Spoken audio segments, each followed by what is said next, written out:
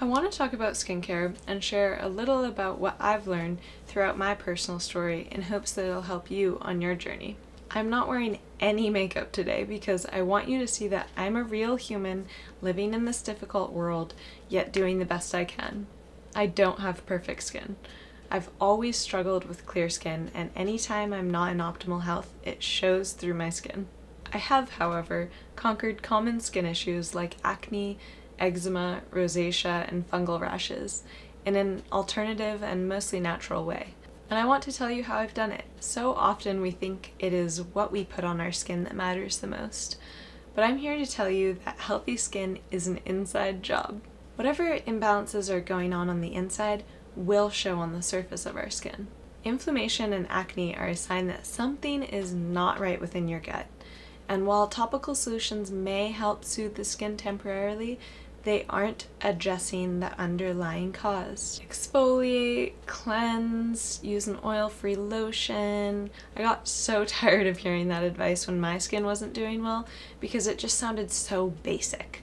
And I was already doing those things and they weren't helping. I intuitively knew that it had to be more complicated than that. I still have a daily skincare routine, putting only things on my skin that I would eat, but it helps maintain healthy skin. It doesn't create healthy skin. And so, after going to doctors who just couldn't help, I did a deep dive to find my own answers. I'm going to distill what I found, and I'll link all of the products that I found helpful along the way below. So put simply, you fix your gut and remain committed to good gut health. You do this by optimizing your diet, addressing hidden infections, removing toxic personal care products, exercising regularly, getting enough sleep, and managing stress.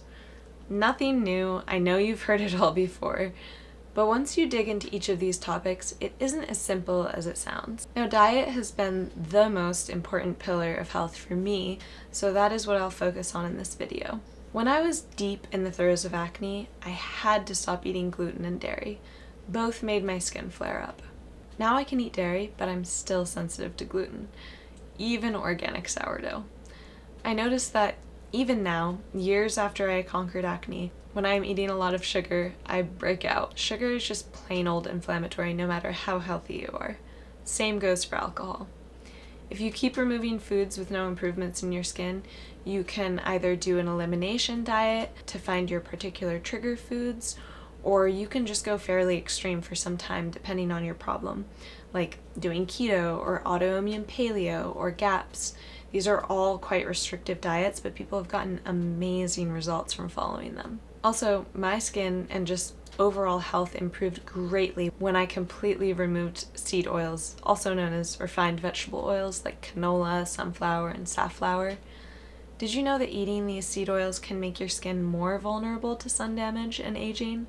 And eating high-quality omega-3s can help protect your skin from the inside out from sun? Dr. Kate Shanahan has a wealth of information on the topic of vegetable oils, and I highly recommend checking it out. So I currently am fighting a fungal skin rash that I think I got from cleaning people's houses and doing their laundry. After a year of it coming and going, even with the over-the-counter creams and different home remedies, I finally decided to just bite the bullet and do a keto diet. When it started coming back, I immediately did a 3-day water fast, and it stopped it in its tracks, so I realized it must be something that I'm eating. I figured sugars feed fungi, so I decided to remove as many carbohydrates from my diet, and it has so far worked wonders. It pretty much started working immediately to reduce the itchiness. I figured if some people are immune, like my partner for example, then it has to do with more than just washing the sheets every day and having really good hygiene. It must have something to do with your immune system and your gut health. When I had full body eczema, I had to do a completely different diet for completely different reasons. And it basically involved cutting out a lot of very specific plant foods and dairy and animal fats. It was really restrictive, but the eczema hasn't come back for years. The advice I can offer you is to find a diet that works for you and your specific condition and stick to it long enough for the issue to resolve, and then a little longer. If you don't deal with the root cause now, it'll only get worse over time and just take longer to heal once you finally get around to it. Another thing that has been really helpful to me has been addressing stealth infections. Did you know that there is a connection between an overgrowth of H. pylori, a bacteria in the stomach, and rosacea? When I had rosacea, my naturopath tested for H. pylori and found that I had high counts.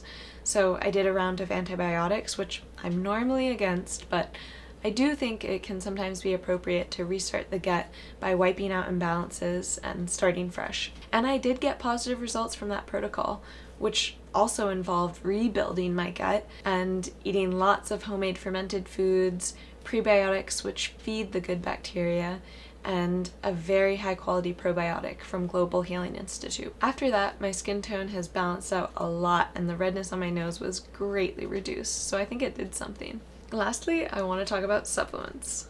Now, a lot of times people just treat supplements like they do pharmaceuticals, and trust me, I've been guilty of this quick fix mentality as well, especially when so many other things are going on in my life and I just don't feel like I have the energy to put into my health.